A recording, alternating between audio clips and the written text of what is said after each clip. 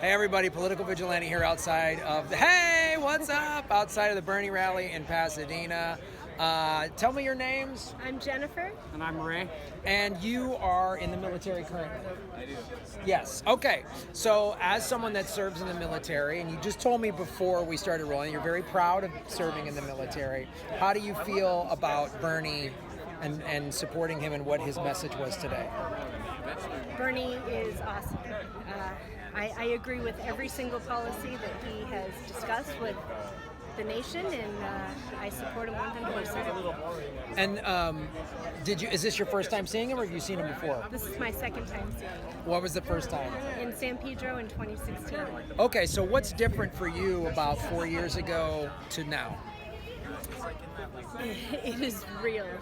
We're watching other candidates run, and they are repeating his message, yet they don't have the same policies. They truly don't. They're just sort of co-opting his progressive agenda to try to get progressives to get involved, but then you look at their voting record and where they get their money from.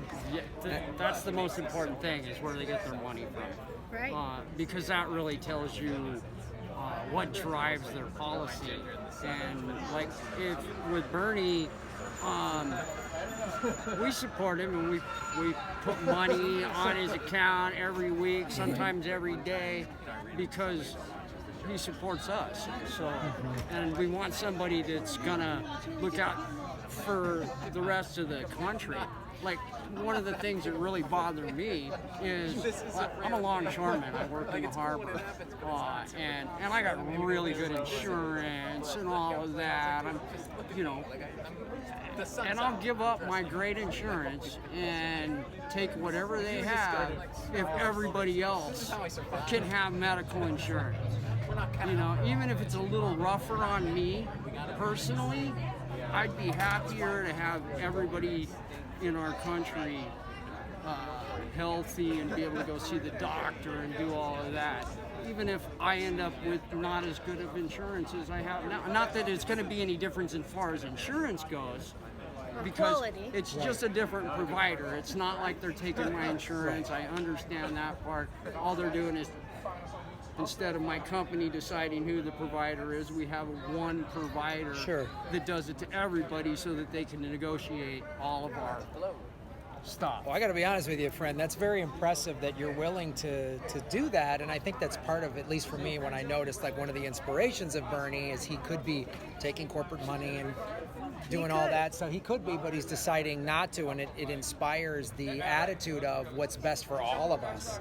And you're right, the thing is, like, if we go to Medicare for all, there's a good chance it wouldn't be worse than what you're getting. No, there is a chance of that. It would just be a lateral move.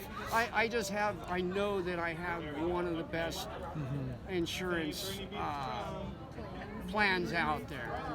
I know that. But without a doubt in my mind, I'm right up there with the government as far as their thing.